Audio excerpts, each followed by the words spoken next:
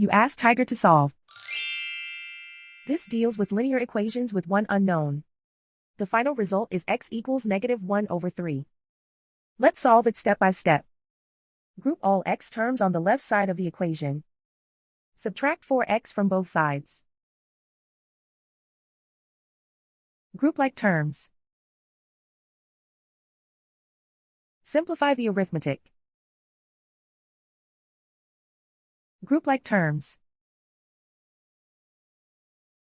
Simplify the arithmetic. Group all constants on the right side of the equation. Add 2 to both sides. Simplify the arithmetic.